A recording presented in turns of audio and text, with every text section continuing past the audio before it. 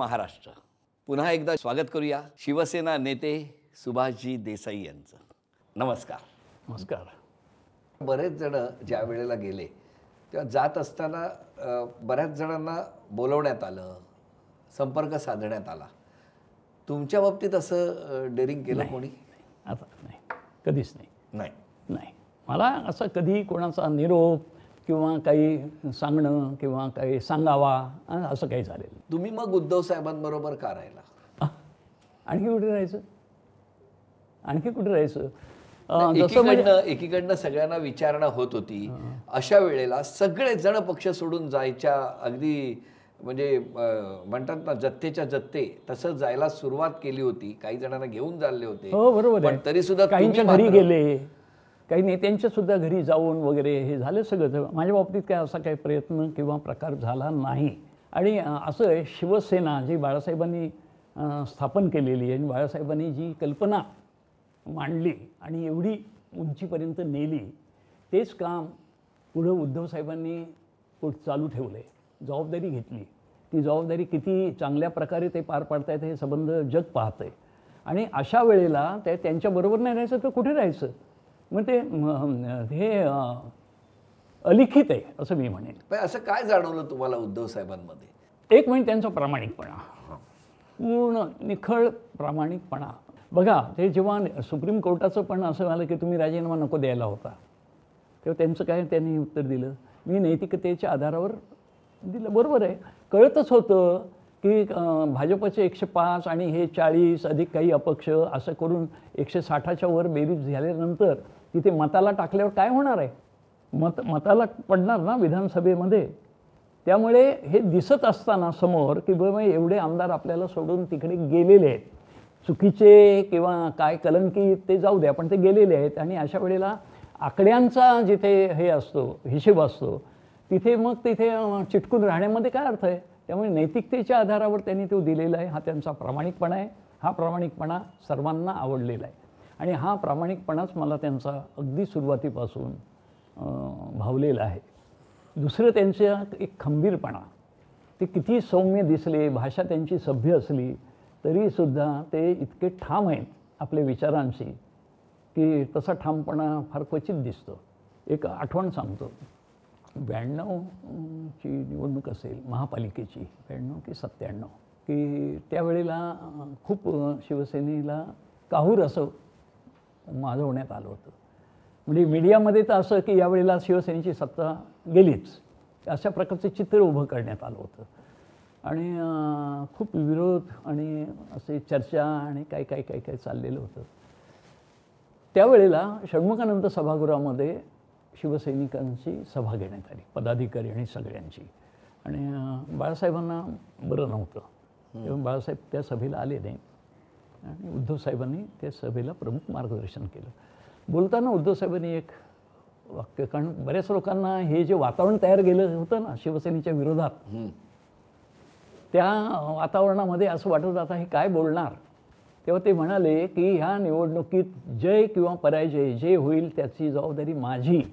आपण हरलो तरी ती जबाबदारी माझी, पण आपण हरणार नाहीच, आपण जिंकणारच, हे मी तुम्हाला सांगतो.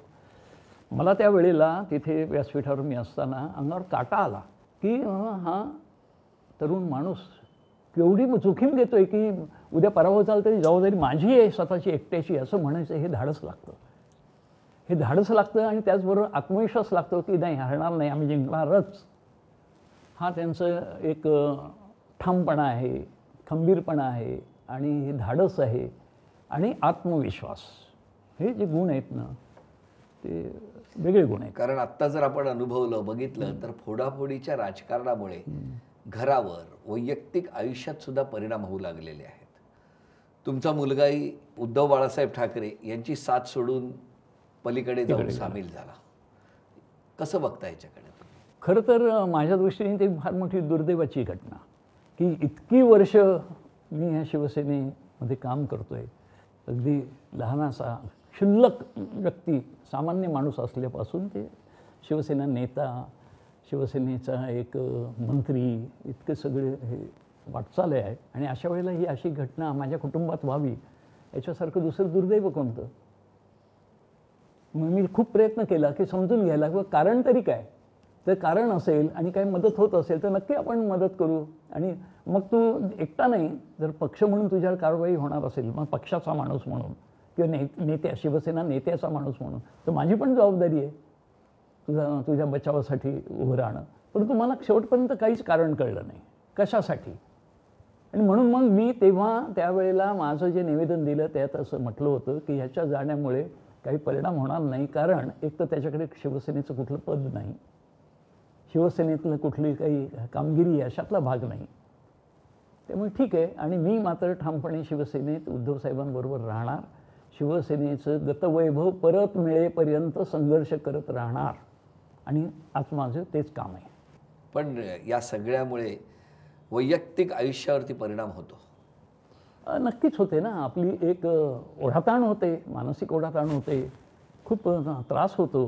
परंतु त्यावेळेला मला खरा धीर दिला असेल तर परत उद्धवसाहेबांनीच.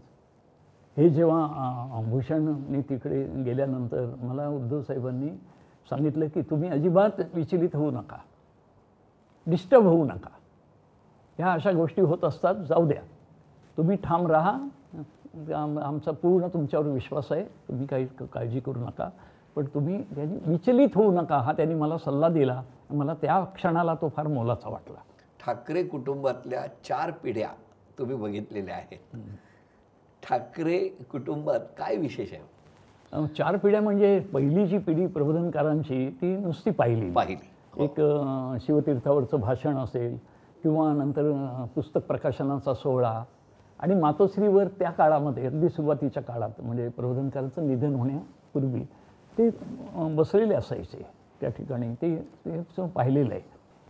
एक दोनदा माझ्याबरोबरचे एक ज्येष्ठ शिवसैनिक होते वसंत तावडे, त्यांचा परिचय होता का माहिती नाही, परंतु ते जाऊन त्यांना भेटायचे. वसंत तावडे, आमची तेवढी तयारी व्हायची नाही जाऊन भेटायची, परंतु ते जाऊन भेटायचे. त्यामुळे मी बरोबर असायचो त्या तावडेंच्या, आणि त्यावेळी ते थोडं बोलायचे.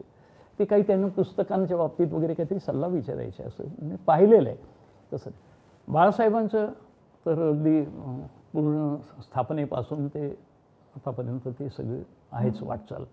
त्यांच्यामुळेच तर एवढे वेगवेगळे काम करण्याची संधी मिळाली, पदं मिळाली, नावलौकिक झाला.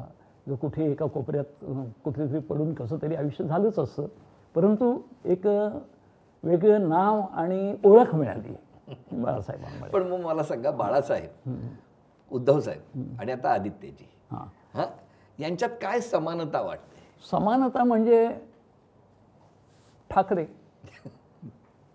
हे ठाकरे रक्त आहे ना, हे वेगळंच आहे. हां, हे ठाकरे कुटुंबांचा तो वारसा म्हणा, कारण खरं तर तुम्ही 4 पिढ्यांचा उल्लेख केला, पण हे 7 पिढ्यांचं हे योगदान आहे महाराष्ट्रासाठी. त्याच्या आधीपासून ह्यांनी महाराष्ट्राची सेवाच केलेली आहे. म्हणजे यांच्या आजी होत्या, त्या लोकांची सोय करायच्या, मदत करायच्या त्यांना. म्हणजे पूर्वीच्या काळामध्ये जेव्हा अशी मॅटर्निटी होम्स वगैरे नसायची, तेव्हा बाळंतपणामध्ये महिलांना मदत करणं फार मोठी गोष्ट असायची. ती सेवा करणाऱ्या त्या आजी होत्या. असे त्यांचे अगदी 7 पिढ्यापासूनचा पूर्ण इतिहास आहे. ते सगळं कसं केलेलं आहे, आणि सेवा करणं हा त्यांचा धर्म राहिलेला आहे. आणि सार्वजनिक ह्याच्यामध्ये जीवनामध्ये ते नेहमीच पुढे राहिलेले आहेत. त्यानंतर बाळासाहेबांनी ते प्रबोधनकारांनी तो ठळकपणानं वारसा दिला पुढे, बाळासाहेबांनी केला. उद्धवसाहेबांनी यशस्वीपणे ही जबाबदारी सांभाळली, आणि एखादी जबाबदारी घेतल्यानंतर कुठेही कमी पडायचं नाही. मुख्यमंत्री असल्यानंतर काय करता येतं हे त्यांनी दाखवून दिलं. महाराष्ट्राचे जणू काय मी कुटुंबाचाच प्रमुख आहे अशा रीतीनं त्यांनी जबाबदारी घेतली, आणि कोविडच्या काळामध्ये राज्याचं कमीत कमी नुकसान झालेलं आहे. जास्त लोकांचे जीव जाऊ नयेत, जीव वाचावेत, त्यांना सगळ्या सोयी मिळाव्यात, सुविधा मिळाव्यात, याच्याकडे इतकं बारकाईने त्यांनी लक्ष दिलं की ज्याचं वर्णन तर आपल्याला सगळ्यांना माहीत आहे, पण त्याचं कौतुक जागतिक पातळीवर झालं, न्यायालयांच्या पातळीवर झालेलं आहे. इतर राज्यांना उदाहरणं करून दिली किंवा आपल्या राज्यातले कोविडचा बंदोबस्त कसा करायचा हे महाराष्ट्राकडून शिका. धारावीसारखं एक मॉडेल तयार झालं, मुंबईमध्ये हाहाकार झाला असता. एवढी कठीण परिस्थिती असताना त्या कठीण परिस्थितीमध्ये साधनं कमी, पुन्हा आरोग्याच्या सेवा कमी, तुटपुंजा, ह्या सगळ्या प्रतिकूल परिस्थितीवर मात करत करत उद्धव साहेबांनी जी घडी बसवली आणि महाराष्ट्र वाचवला, लोक विसरणार नाहीत, नाही विसरलेले. आणि आता हाच सगळा वारसा आदित्यपर्यंत आलेला आहे. आणि आता एक नवीन नवीन दमाची तरुण पिढी उभी राहते आदित्यच्या नेतृत्वाखाली. शिवसेनेसाठी ही केवढी मोठी ताकद आहे. आणि आदित्यचं मला तर कमालच वाटतं की त्यांनी ज्या पद्धतीने हे सगळं सांभाळलं आहे. आज कुठेही जातो, अगदी बेडरपणानं कुठल्याही प्रश्नाला तो सामोरं जातो. आणि केवळ टीकेसाठी टीका नाही, त्याच्या संपूर्ण टीकेमध्ये एक अभ्यास आहे. आणि बरोबर असं त्यांनी पेचात पकडलेलं असं की त्याला उत्तरसुद्धा त्यांनी जे काही आरोप केलेले असतात की आक्षेप घेतलेले आहेत, उत्तरसुद्धा मिळू शकत नाही आहे. उत्तर देणं निरुत्तर होत आहेत लोक. इतकं चांगल्या प्रकारे आक्रमकपणा आहेच, नम्रतासुद्धा आहे, अभ्यासूपणा आहे. आणि मला असं वाटतं की केवळ शिवसेनेसाठी तो प्रश्नच नाही, तो जीव की प्राण आहे शिवसैनिकांचा. पण महाराष्ट्रासाठी हे एक फार मोठं आशेचं स्थान आहे.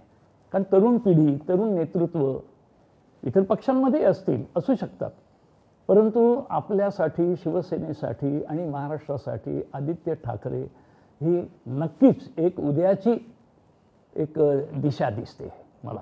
आणि मला त्यामुळे शिवसेनेचं पुढे कसं वाटचाल होणार, काय होणार, अजिबात चिंता वाटत नाही. एकदम चांगल्या पद्धतीनं आदित्य ठाकरे हे कार्य पुढे नेणार. शिवसेनेची पक्षघटना नेमकी काय आहे? चांगला प्रश्न विचारला. कारण हल्ली ती बरीच चर्चेत आली होती. आणि हा जो ऐतिहासिक निर्णय सर्वोच्च न्यायालयाने दिला आणि त्याच्यामध्ये शिवसेनेचे प्रतोद, तो निर्णय योग्य आहे. प्रतोद सुनील प्रभूच आणि गटनेते हे अजय चौधरी, हे सगळं सुप्रीम कोर्टाने मान्य केलेलं आहे. आणि समोरच्या बाजूला त्यांनी जे निवडलेले एकनाथ शिंदे गटनेते आणि दुसरे ते गोगावले, तर हे पूर्णपणे चूक आहे. हे कशाच्या आधारानं सर्वोच्च न्यायालयाने ठरवलं की शिवसेनेच्या घटनेप्रमाणे हे प्रतोद नेमण्याचा अधिकार पक्षप्रमुखांचा तो त्यांनी व्यवस्थित बजावलेला आहे. आणि त्यांनी जे दिलेले आदेश आहेत तेच पाळणं क्रमप्राप्त होतं. ते न पाळल्यामुळे सगळी प्रक्रिया ही चुकीची झालेली आहे. हे सर्वोच्च न्यायालयानं जे अधोरेखित केलं आहे त्याचं कारण शिवसेनेची घटना ही तशी व्यवस्थित आहे, मजबूत आहे. ह्या घटनेमध्ये वेळोवेळी बदलही झालेले आहेत. म्हणजे माननीय बाळासाहेबांच्या वेळेला जी तयार केलेली घटना ती 88 म्हणजे आता किती 30-35 वर्षापूर्वी, ते अनेक वर्षांमध्ये त्यावेळेला पण त्याला पद्धत आहे. एक आपली प्रतिनिधी सभा असते शिवसेनेची. ह्या प्रतिनिधी सभेवर पदाधिकारी आणि लोकप्रतिनिधी हे सदस्य असतात. जिल्हा प्रमुख, संपर्क प्रमुख, आमदार, खासदार हे त्याचे सदस्य असतात ह्या प्रतिनिधी सभेचे. आणि ती सभेची बैठक घेऊन त्यामध्ये महत्त्वाचे निर्णय घेतले जातात. त्याचप्रमाणे जर पक्षाला आवश्यक वाटलं तर घटना दुरुस्ती त्या सभेमध्ये केली जाते. प्रतिनिधी सभेत ही वेळोवेळी केलेली आहे घटना दुरुस्ती ती जेव्हा आवश्यकता असेल. उदाहरणार्थ 2012मध्ये हिंदू हृदय सम्राट माननीय बाळासाहेबांचं निधन झालं. त्यानंतर पक्षाला अध्यक्ष पाहिजेत, प्रमुख पाहिजेत. ती उद्धव साहेबांची निवड ही प्रतिनिधी सभेत झालेली आहे. त्यावेळेला एक महत्त्वाची गोष्ट घडली, ती म्हणजे उद्धव साहेबांनी शिवसेना प्रमुख हे बिरुद घ्यायला नकार दिला. महाराष्ट्राच्या इतिहासात शिवसेना प्रमुख एकच झाले, पण ते म्हणजे माननीय बाळासाहेब. ही श्रद्धा असल्यामुळे त्यांनी सांगितले की आता दुसरा शिवसेना प्रमुख होणार नाही, मी शिवसेना पक्षप्रमुख होणार. चालेल. मग तसा बदल करणं गरजेचं होतं. तो बदल कुठे होऊ शकतो? घटनेतच. मग त्या प्रतिनिधी सभेमध्ये प्रस्ताव मांडून इथून पुढे शिवसेनेचे मुख्य प्रमुख म्हणजे अध्यक्ष कोण, तर शिवसेना पक्षप्रमुख असतील. आणि शिवसेना प्रमुख हे मात्र हिंदू हृदय सम्राट बाळासाहेब ठाकरे एकमेव राहणार. पण मग मुख्य नेते निवडीबद्दल काय निकष आहे? काय मुख्य नेते? शिवसेनेच्या घटनेत अगदी तेव्हा सुरुवातीपासून जेव्हा अगदी बाळासाहेबांनी जेव्हा ही घटना मान्य केली आणि ते शिवसेना प्रमुख झाले, तेव्हा शिवसेना नेते एक सुमारे 12 शिवसेना नेते हे होते, तेच चालत आलेले आहेत. आणि त्यानंतर उपनेते ही एक हा एक बदल झाला. काही उपनेते नेमले गेले. म्हणजे मुख्य नेते असं पदच नाही. मुख्य नेता हा कुठे उल्लेखच नाही आहे, हे पदच नाही आहे. हे कुठेतरी काल्पनिक आणि प्रासंगिक जो प्रसंग घडला त्यावेळेला काहीतरी बाकी म्हणजे नेते म्हणता येतं ना. नेता आज कोणी कोणालाही म्हणून नाही विचारत, आम्ही सगळे नेते. मग आमचा जो लीडर आहे तो कोण? मग त्यांनी त्यांचं तो विरुद्ध ठरवलं. मुख्य नेते शिवसेनेच्या घटनेत मुख्य नेता ह्या पदाचा कुठेही उल्लेख नाही, तशी तरतूद नाही, तसा ठराव झालेला नाही, तसा बदल झालेला नाही. त्यामुळे हे एक काल्पनिक आणि प्रासंगिक असं काहीतरी घडलेलं आहे, त्याला कुठलाच आधार नाही. कोविडबद्दल आपण बोलत होता. कोविडमध्ये मुख्यमंत्री म्हणून उद्धव साहेबांनी केलेलं काम हे काही लपून राहिलेलं नाही. पण त्याच काळात अत्यंत महत्त्वाची अशी जबाबदारी आपल्याकडे होती, ती म्हणजे उद्योगमंत्री. एकीकडे कोविडचं संकट होतं, पण उद्योगाच्या माध्यमातून गुंतवणुकीचे करार मात्र तुम्ही करतच होता. हां, त्याबद्दल काय सांगा? बरोबर. अगदी सुरुवात झाली. उद्धव साहेब हे महाराष्ट्राच्या विकासाचा ध्यास घेतलेले एक नेते, की महाराष्ट्र सर्वतोपरी महाराष्ट्राचं हित, महाराष्ट्राला कसं पुढे न्यायचं. तर महाराष्ट्राची जी ओळख आहे त्याच्यामध्ये महाराष्ट्राचं औद्योगिकरण हे एक ठळक त्याचं वैशिष्ट्य आहे. आणि ते जपलं तर पाहिजे, उलट अधिक पुढे नेलं पाहिजे. हो. त्यामुळे उद्धव साहेबांनी काय केलं, मुख्यमंत्री झाल्यानंतर म्हणजे मुख्यमंत्रीपदाची शपथ नोव्हेंबर 2019 अखेरीस घेतली. डिसेंबर महिन्यामध्ये त्यांनी सह्याद्री अतिथीगृहावर महाराष्ट्राच्या प्रमुख, महाराष्ट्र म्हणजे ते देशाचेच, ते सगळे मुंबईतच आहेत, देशाचेच हे सगळे जे प्रमुख उद्योगपती आहेत त्यांची बैठक घेतली. आणि काय अजेंडा होता, की महाराष्ट्राची प्रगती, पुढे महाराष्ट्रात औद्योगिकरण कसं वाढवायचं याच्यात तुम्ही बोला. त्याला रतन टाटा, मुकेश अंबानी, आनंद महिंद्र, निरंजन हिरानंदानी, तुम्ही कुणीही घ्या नाव, सगळे मोठे उद्योगपती होते. सगळ्यांची दिलखुलास चर्चा झाली. सगळ्यांचं एकमत झालं की महाराष्ट्राच्या हितासाठी आम्ही तुमच्या पाठीशी ठाम उभे आहोत, तुमच्या बरोबर आहोत. तुम्ही चांगल्या कल्पना ज्या ज्या आणलेल्या आहेत त्या आम्ही आता पुढे नेऊ. त्याच्यासाठी त्यांनी सगळ्यांनी मिळून अगदी चांगली ग्वाही दिली. ही सुरुवात झाली. आणि त्यानंतर मग एक एक एक एक एक एक आपली प्रगतीच होत होती. आणि हे करताना मग ते कोविडचं संकट आलं.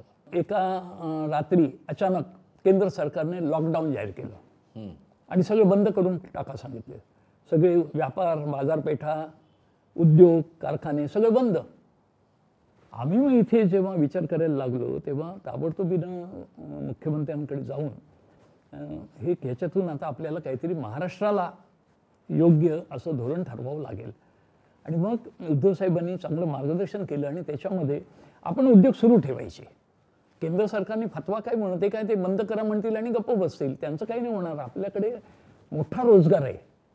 महाराष्ट्र हा शेतकरी आणि कामगार ह्या दोन घटकांचा प्रमुख प्रदेश आहे. आणि म्हणूनच आपलं जे हुतात्मा स्मारक आहे त्याच्यामध्ये शेतकरी आहे आणि कामगार आहे.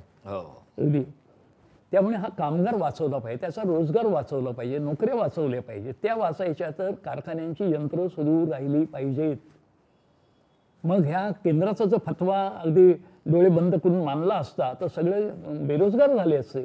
मग हे सुरू ठेवण्यासाठी एक प्रोटोकॉल ठरवण्यात आला, एक टास्क फोर्स स्थापन करण्यात आला. त्याच्यात काही उद्योगपती आणि काही आमचे उद्योग विभागाचे आणि राज्य सरकारचे अधिकारी त्यांनी एकत्र बसून एक कार्यप्रणाली ठरवली, नियम दिले की कोविडचा प्रादुर्भाव वाढणार नाही, कामगार आजारी पडणार नाहीत याची खबरदारी घेऊन मग सोशल डिस्टन्सिंग, ते सॅनिटायझेशन, त्यांच्या आरोग्य सुविधा, कारखान्याच्या जागेतच कसं त्यांना ठेवता येईल. आणि जो प्रवास असेल तर बसच्या सीटवर एकच माणूस बसेल, त्यामुळे एकमेकांचा संपर्क कमी होईल. हे सगळ्या ह्या पद्धती आहेत, ह्या नव्यानं मांडून त्या पद्धतीनं कारखाने सुरू ठेवण्याची मुभा देण्यात आली. त्यामुळे आपल्याकडचे उद्योग सुरू राहिले, पर्यायानं नोकऱ्या वाचल्या आणि आपल्याकडे बेरोजगारी झाली नाही. गुंतवणूक सुद्धा नवीन आली आणि आपले ही जी काही आपण कार्यप्रणाली केली, जो प्रोटोकॉल केला तयार, त्याचं अनुकरण इतर राज्यांनी नंतर केलं. किंवा महाराष्ट्राने कसे आपले उद्योग सुरू ठेवले, मग आपणही करूया, नंतर केले त्यांनी. नाहीतर आधी तर केंद्राचा फतवा म्हणजे सगळे बंद. आणि ह्याच्याच बरोबरीनं नवीन गुंतवणूक आली पाहिजे, कारण प्रगती कधी थांबत नसते, ती पुढे सरकली पाहिजे. तेव्हा काही तर आपण करार करूया, ते कार्यक्रम केले. त्याच्यातला एक मोठा कार्यक्रम झाला होता की JSW, जी स्टीलची मोठी कंपनी आहे, त्याचे सज्जन जिंदाल त्या कार्यक्रमाला उपस्थित होते. आणि रायगड जिल्ह्यामध्ये 30,000 कोटीच्या गुंतवणुकीचा त्यांनी करार केला. आताचं हे जे काही बेकायदा सरकार आहे त्याच्या ते उद्योगमंत्र्यांनी आम्ही रायगड जिल्ह्यात JSWचे कारखाने आणतोय, कुठून आणतोय, तेव्हाचा तो करार आहे. त्याची आता अंमलबजावणी मधल्या काळामध्ये काही हळूहळू झाली असेल, ती आता ते करणारच, कंपनी करणारच, कारण त्यांनी जमीन घेतली, सगळं केलेलं. असे अनेक करार केले आणि संबंध ह्या 2.5 वर्षाच्या काळामध्ये 4 लाख कोटीची नवीन गुंतवणूक महाराष्ट्रात झाली. म्हणजे त्याच्यात ऊर्जा आहे, कापड उद्योग आहे, यंत्रसामुग्री आहे, मोटार उद्योग आहे, IT आहे. IT एक मोठं क्षेत्र आहे, इन्फॉर्मेशन टेक्नॉलॉजी, माहिती तंत्रज्ञान, याच्यात खूप मोठा रोजगार आहे. हे चांगली वाढ झाली आहे आणि आपण त्यासाठी पूरक ही चांगली धोरणं घेतली. त्यासाठी आम्ही इथे थांबलो नाही. आम्ही दावोसला गेलो, दुबईला गेलो, अन्य राज्यांमध्ये सुद्धा, दिल्लीला जायचं असेल, कुठे असेल तर जाऊन त्यांच्याशी संपर्क केलेले आहेत. आणि उद्योगांनी सुद्धा महाराष्ट्राला नेहमीच पसंती दिलेली आहे. दावोसमधलं जागतिक गुंतवणूक परिषद जी झाली, तो अनुभव कसा होता? अगदी छान. माननीय मुख्यमंत्र्यांचे प्रतिनिधी म्हणून आम्ही 3 मंत्री गेलो होतो. मी, ऊर्जा मंत्री नितीन राऊत आणि आमचे पर्यटन आणि पर्यावरण मंत्री आदित्य ठाकरे, असं आमचं तिघांचं हे मंडळ होतं आणि अधिकारी वर्ग. आम्ही दावोसला गेलो आणि त्या ठिकाणी महाराष्ट्राची चांगली छाप पडली आणि महाराष्ट्राला प्रतिसाद चांगला मिळाला. म्हणजे मी तर हे दाखवीन की बघा, हे इंडिया लाऊंज, हे म्हणजे भारत सरकारचं एक मुख्य तिथलं केंद्र होतं दावोसमधलं. त्या ठिकाणी आमचं पूर्ण शिष्टमंडळ तिथे होतं. अनेक उद्योगांशी तिथे आम्ही करार केले आणि त्या करारांमध्ये किती चांगल्या प्रकारे आम्हाला यश मिळालं, त्याचा आनंद, जय महाराष्ट्र ही अशी घोषणा देऊन आम्ही तिथे व्यक्त केला. हे सगळं झालं, करार झाले, अनेक करार झाले. मोठमोठे आंतरराष्ट्रीय जे समूह असतात उद्योगांचे, त्यांनी येऊन तिथे करार केले महाराष्ट्राबरोबर. आणि किती ब्रँड्स आले, एवढ्या नामांकित कंपन्यांनी, हे दावोसमधले एकट्या. आणि 30,379 कोटी रुपयांचे करार तिथे दावोसमध्ये झाले. तिथे पर्यावरणावरची एक परिषद होती आणि आदित्यांना तिथे निमंत्रित करण्यात आलं. जगातून वेगवेगळ्या देशांचे मंत्री तिथे आले होते. त्या सगळ्यात तरुण मंत्री म्हणून आदित्य ठाकरे ना तिथे त्यांचं स्वागत झालं आणि त्यांनी जे काही पर्यावरणाबद्दल आपले विचार मांडले, खूप कौतुक झालं. म्हणजे आम्हाला आमची तर छाती अभिमानाने फुलून आली की आपल्या महाराष्ट्राचा एक प्रतिनिधी मंत्री तिथे जातो आणि जागतिक परिषद आहे तिच्यावर छाप पाडतो. फार चांगलं वातावरण होतं आणि आम्हाला ह्याच्यात उद्योगांना आकर्षित करण्यामध्ये सुद्धा आदित्यची खूप मदत झाली. इतकं सगळं करत होता, पण नंतरच्या टप्प्यात वेदांता, फॉक्सकॉन सारखे प्रकल्प महाराष्ट्राकडून गेले. काय खूप गोष्टी गेल्या महाराष्ट्राकडून. म्हणजे हे वेदांता, फॉक्सकॉन, ते जे वेदांताचे प्रमुख अनिल अग्रवाल हे दावोसमध्ये आम्हाला भेटलेले आहेत.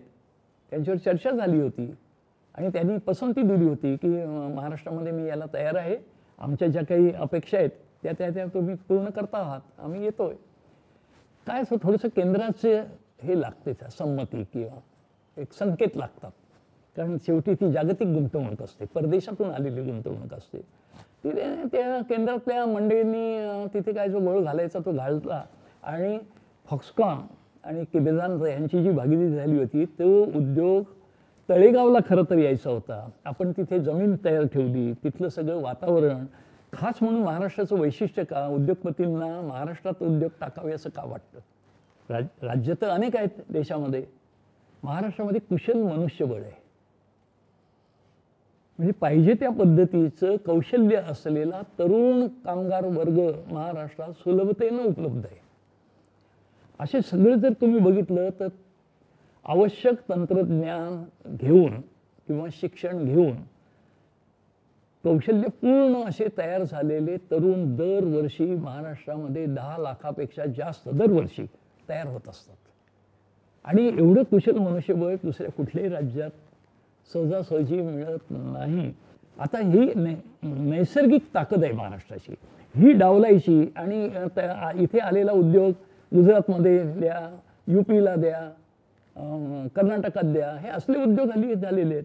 हे बघा, त्या 2.5 वर्षात उद्धव साहेब मुख्यमंत्री असताना असा एकही प्रकार झाला नाही. करायची हिंमत नव्हती. महाराष्ट्र पेटून उठेल आणि असं हे सरकार सहनच करणार नाही. परंतु आता जो आपण शब्द नेहमीच वापरतो, मिंधे सरकार, मिंधे झालेलं, ते खाली मान घालून बसले, मुख गिळून गप्प बसलेले आहेत. ते काय विरोधाचा अवाक्षर त्याचं काढणार नाहीत. आणि नको त्या भूलथापा देत गेले की नाही नाही ते परत आमच्याकडे गुंतवणूक येणार आहे, आणखी महाराष्ट्राला खूप काही देणार आहेत. कुठे काय मिळाले? झालं ना, आता बघता बघता वर्ष गेलं. वर्षभरात कुठे काय महाराष्ट्राला मिळालेले? असलेल्या संधी मात्र हिरावून घेतल्या गेल्या. परंतु मी आपल्याला सांगतो, महाराष्ट्राची जी औद्योगिक ताकद आहे, जे औद्योगिकीकरण झालेलं आहे, हे आमचा असा दावा नाही की आमच्या 2.5 वर्षात झालं किंवा ह्या 1 वर्षात काही झालं नाही.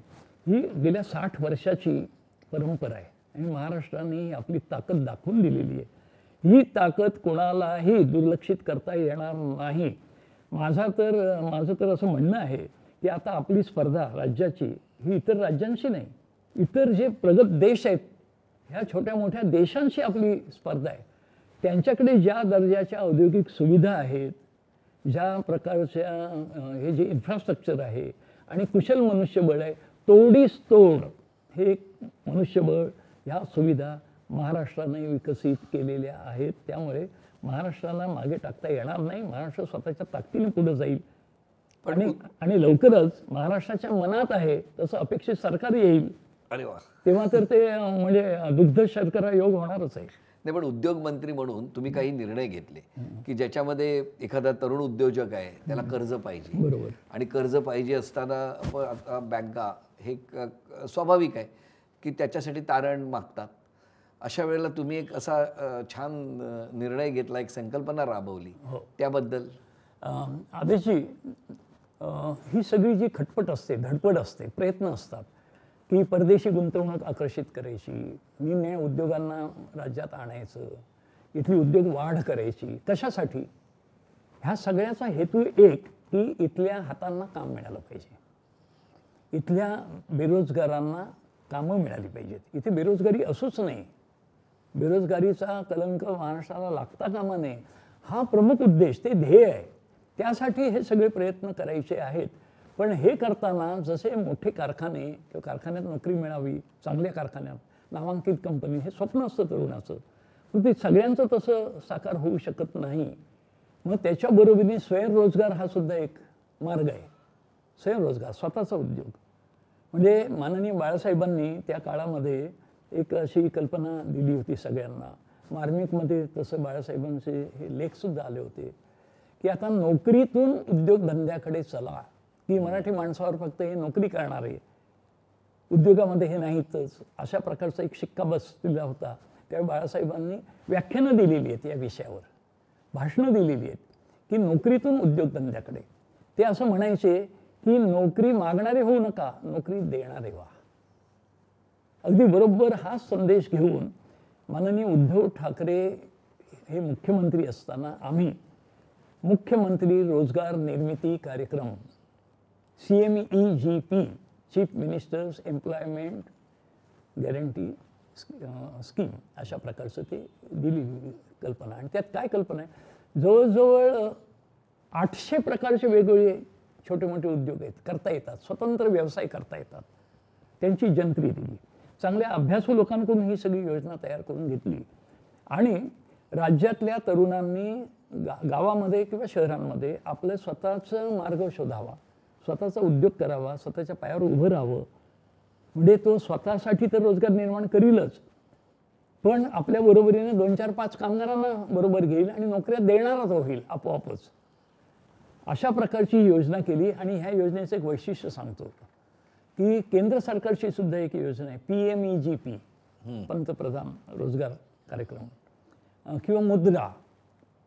परंतु ह्याच्यामध्ये काय मुद्रा ही तर अनेकांनी त्याचे वापर खिरापतीसाठी केला, त्याच्यात मी जात नाही.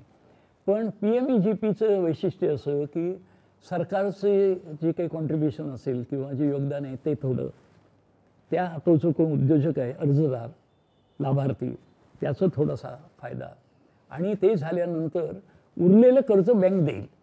म्हणजे तुम्ही तुझा प्रकल्प घेऊन बँकेत जा आणि बँकेत घ्या. बँक अशी दाद देत नाहीत. बँकांना पहिल्यांदा शंकाच येते की हा बुडवणारच, आणि बँकर त्या नजरेने बघतो आणि मग त्याला ते खेटे मारायचे, असं चाललेलं. आम्ही ही सगळी परिस्थिती बघून हा दोष या आपल्या मुख्यमंत्री रोजगार निर्मिती कार्यक्रम महाराष्ट्राचा, ह्याच्यातून हा दोष काढून टाकला. आणि आम्ही सांगितलं की ह्याच्या कर्ज जे बँकेकडून मिळायची ती जबाबदारीसुद्धा शासनाचीच. त्याला असं वाऱ्यावर नाही सोडलं. म्हणजे त्याच्यामध्ये 10% निधी शासनाचे वाटा, 10% निधी हा त्याचा, 80% कर्ज बँक देईल, आणि त्या बँकेच्या कर्जाला हमी राज्य सरकार असेल. त्यामुळे तारण नाही हे कारण देऊन अर्ज केल्याच्या टोपलीत टाकणं किंवा फायलीत बंदिस्त करून ठेवणं हा मार्गच आम्ही त्याच्यातून बंद केला. म्हणजे मी तुम्हाला एक सांगतो की आम्ही खादी ग्रामोद्योग मंडळ माझ्या उद्योग विभागाकडे होतं, अजूनही. ह्या खादी मंडळामधून आम्ही मधाची क्रांती करायचं ठरवलं. मध गोळा करणं हा नैसर्गिकरित्या उपलब्ध होतं, परंतु तो चांगला शुद्ध मध गोळा करून तो विक्री केली तर जगाची बाजारपेठ उपलब्ध आहे, खूप मागणी आहे. आणि आपल्याकडे वन विभाग हा खूप मोठ्या प्रमाणात असल्यामुळे मधाचं उत्पन्न होतं. आम्ही एक कल्पना मांडली, मधाचं गाव. मांगर नावाचं महाबळेश्वरच्या जवळ एक गाव आहे, हे देशातलं पहिलं मधाचं गाव म्हणून घोषित झालं. त्या गावातले 90% लोकांचा रोजगार फक्त मध व्यवसाय आहे. तर अशा काही कल्पना घेऊन आणि त्यांना जर ह्या मुख्यमंत्री रोजगार निर्मिती कार्यक्रमाची जोड दिली तर मार्गसुद्धा आहे आणि मार्गावर चालणारे सुद्धा आहेत आणि त्यांना पाठिंबा देणारं शासन आहे. असं जे काही महाराष्ट्राचं एक चांगलं वैभवशाली चित्र निर्माण करण्याचं आपलं जे स्वप्न आहे, त्याच्यामध्ये जरी काही आता खंड पडला असला तरी मला खात्री आहे की ह्याच्यातून महाराष्ट्र मोठा होईल. 1966 पासून सुरू झालेला हा प्रवास, त्याविषयी आपण गप्पा मारत असताना आता अगदी शेवटच्या टप्प्याकडे आलेले आहोत.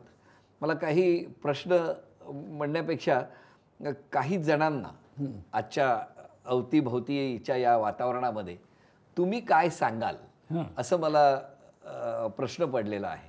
म्हणजे अगदी आत्ताचे मुख्यमंत्री एकनाथ शिंदे यांना काही सांगायचं असेल तर तुम्ही काय सांगाल? त्यांना काय सांगायचं आहे, सांगण्याच्या पलीकडे सगळं गेलेलं आहे. पण जनता काय सांगते ते आधी ऐका म्हणावं. जनता काय म्हणते, जनतेच्या मनात काय आहे बघा. इथे ते आहे ना, शासन आपल्या दारी, हा जो एक काय त्यांनी खेळ सुरू केला आहे त्याला बघा. इथे आले होते नाशिकला, महाराष्ट्र शासन आपल्या दारी. काय वाटतं, काय झालं, काय फायदा आहे त्याच्यापासून? मला याच्यापासून काहीच फायदा वाटला नाही. हे फक्त प्रसिद्धी करण्यासाठी एकमेव ही व्यवस्था केली. हे जनतेचं मत आहे, हा अनुभव आहे, रोजचा अनुभव आहे. हे चटके फटके जनतेला मिळत आहेत, हे तुमच्या कुवतीच्या पलीकडचं आहे. जे काही त्यांनी हे घेतलेलं आहे ते ओढून अंगावर, भाजप त्यांची काय अवस्था करेल ह्याच्याकडे जरा लक्ष द्या आणि स्वतःला वाचवायचा प्रयत्न करा. उपमुख्यमंत्री देवेंद्रजी फडणवीस, मैत्रीचा त्यांनी आव तर खूप आणला. मध्यंतरी सभ्यतेचं पण एक आवाहन केलं की आता महाराष्ट्राची जी संस्कृती आहे ती सांभाळायची. ती संस्कृती आता तिचा विसर पडला का, ती आठवली पाहिजे. त्या संस्कृतीप्रमाणे चला. बघा मग खरे तुम्ही सुसंस्कृत आहात जनता म्हणायला लागेल. आज नाही म्हणत लोक. आत्ताचे उद्योगमंत्री उदय सामंत, मला वाटतं उद्योग हा विषय समजून घेण्याचा आहे, अभ्यास करण्याचा आहे. त्यासाठी लोकांमध्ये गेलं पाहिजे, जनतेमध्ये नव्हे तर उद्योगांच्या संघटना आहेत त्यांच्या सूचना काय आहेत. आज ह्या उद्योग संघटना नुसता आक्रोश करतायत, पण त्यांनी उद्योगाचा जो काही अर्थ आहे तो सगळा समजून घ्यावा आणि आपल्या पदाला न्याय द्यायचा प्रयत्न करावा. काहीच जमत नाही. उपमुख्यमंत्री अजितदादा पवार.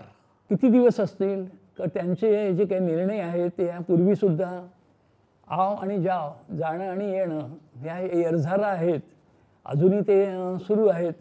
काकांकडे जाणं येणं ह्याचं शेवटी परतीचा प्रवास कधी होईल याचं उत्तर त्यांनी द्यावं. उद्धवसाहेब ठाकरे.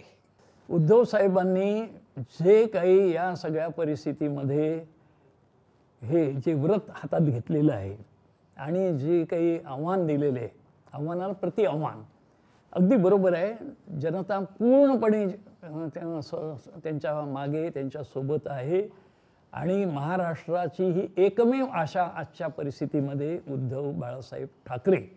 त्यामुळे त्यांना केवळ शुभेच्छा नाहीत तर माझ्यासारखे असंख्य शिवसैनिक हे पुन्हा त्यांचे जे काही स्थान आहे, जे महाराष्ट्राच्या अपेक्षेप्रमाणे ते मिळाल्याशिवाय गप्प बसणार नाहीत. आम्हाला तुम्ही आणि फक्त तुम्हीच हवे आहात. आदित्यजी ठाकरे. आदित्य ठाकरे हे उद्याचे नाही तर आजचेच तरुणांचे गळ्यातले ताईत आणि शिवसेनेसाठी एक फार मोठी ताकद आणि अपेक्षेपेक्षा फार लवकर त्यांनी एक विषय सगळे समजून घेऊन जो आक्रमकपणा दाखवलेला आहे आणि त्याच्यामध्ये जे अचूक तिरंदाजी त्यांनी चालवलेली आहे, खरं धनुष्यबाण आदित्य ठाकरेच्या हातातच शोभतो. वंदनीय हिंदू हृदय सम्राट शिवसेना प्रमुख बाळासाहेब ठाकरे यांना जर काही सांगण्याची संधी मिळाली तर काय सांगणार? काय सांगायचं, मागणंच मागीन. परंतु ही अशा प्रकारच्या लांड्या लबाड्या आणि हे अशी दगेबाजी जर बाळासाहेबांच्या काळामध्ये झाली असती तर बाळासाहेबांनी शिवसेनेला आदेशच दिला असता शिवसैनिकांना की बस झालं, हे असलं राजकारण करण्यापेक्षा आपण एक मराठी माणसाच्या, महाराष्ट्राच्या हिताचं समाजकारण करूया. बाळासाहेबांकडे एकच मागणं आहे की महाराष्ट्राला पुन्हा अभिमान वाटेल असं शासन या राज्यात यावं, असा आम्हाला आशीर्वाद द्या. बाळासाहेब तथास्तू म्हणतील हाच विश्वास आहे आणि याच विश्वासाबरोबर आज आपण आवाज कुणाचा मध्ये येऊन आपला आवाज महाराष्ट्रापर्यंतच नव्हे तर जगभर जिथे जिथे आवाज कुणाचा ऐकलं जातं, बघितलं जातं तिथपर्यंत पोहोचवला. आम्हीही तुमच्याकडनं आशीर्वाद मागणार आहोत. असाच आशीर्वाद आम्हालाही द्या. तेव्हा आजचा आवाज कुणाचा इथंच थांबवतो आहोत. पुन्हा भेटणार आहोत आवाज कुणाचा च्या पुढच्या भागात. जय महाराष्ट्र.